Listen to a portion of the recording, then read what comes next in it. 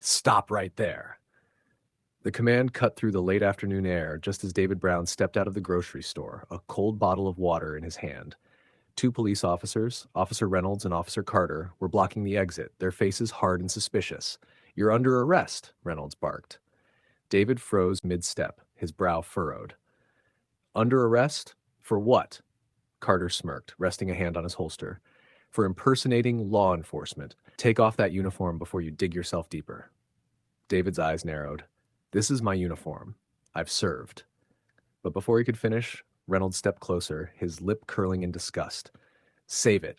People like you are always pretending to be what you're not." The venom in his voice wasn't just arrogance, it was racism, sharpened by years of unchecked prejudice.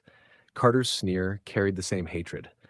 To them, David wasn't a soldier, he wasn't even a man. He was just another black face they felt entitled to degrade. David, still calm despite the sting of their words, reached into his pocket and produced his military ID. "Here, this will clear everything." Reynolds slapped the card from his hand, sending it clattering to the sidewalk. He scoffed. "A fake! You really think we're that dumb?" Carter lunged forward, yanking David's arms behind his back. Metal cuffs bit into his wrists as they shoved him toward the wall. A crowd began to form, shoppers pausing, murmuring, pulling out their phones. One woman whispered, "He's in full uniform. Why are they doing this?" A man muttered, "This isn't right." But Reynolds ignored the voices. He smirked with triumph, towering over David like a predator savoring its catch.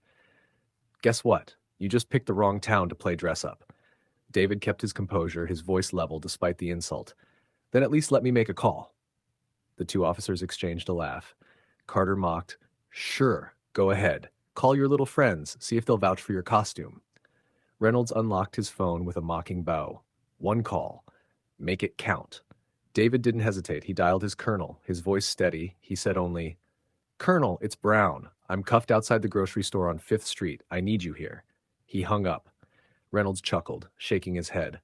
"Oh, this is Rich. He thinks he's actually somebody."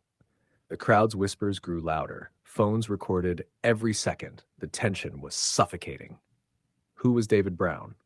A man of quiet strength, 10 years of service in the United States Army, multiple tours overseas, medals for valor, honor, and sacrifice. To his fellow soldiers, he was a brother. To his community, a role model. Yet here he stood, shackled like a criminal, his service reduced to suspicion because of the skin he was born in. Minutes later, the sound of engines rumbled down the street. Two black SUVs rolled to a stop.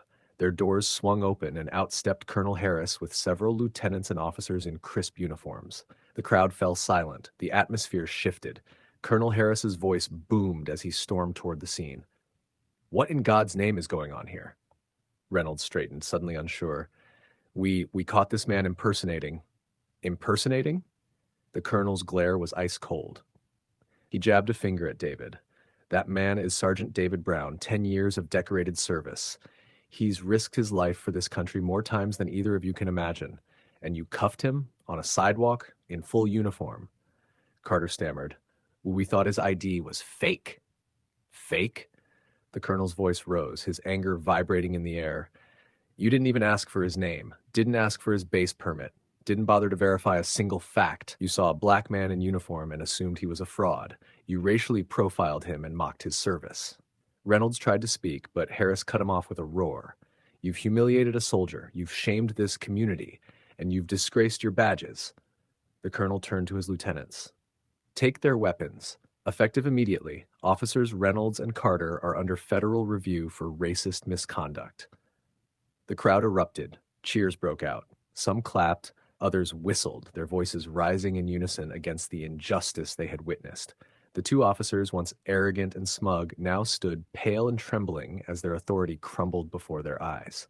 If you believe justice must always prevail, hit that like button, subscribe, and share this story. Together we amplify voices against injustice. The downfall came quickly. Videos of the incident went viral within hours. Millions watched as Reynolds and Carter mocked, cuffed, and degraded a man whose only crime was serving his country while black. Social media burned with outrage. The story reached City Hall within days. At a press conference, the mayor's face was tight with regret. "No man who wears the uniform of this nation should ever endure what Sergeant Brown did," she said. On behalf of this city, I extend my deepest apologies to him and his family. Effective immediately, Officers Reynolds and Carter have been dismissed. We are implementing stronger measures to root out racial injustice in our law enforcement. Reporters shouted questions, but the mayor's words had already sealed their fate. The two officers were finished, their careers shattered, their reputations ruined. David's strength was in his grace. Weeks later, he stood before a new class of police cadets at the academy. The same man who had once been mocked on a sidewalk now stood tall on a stage, his uniform gleaming under the lights.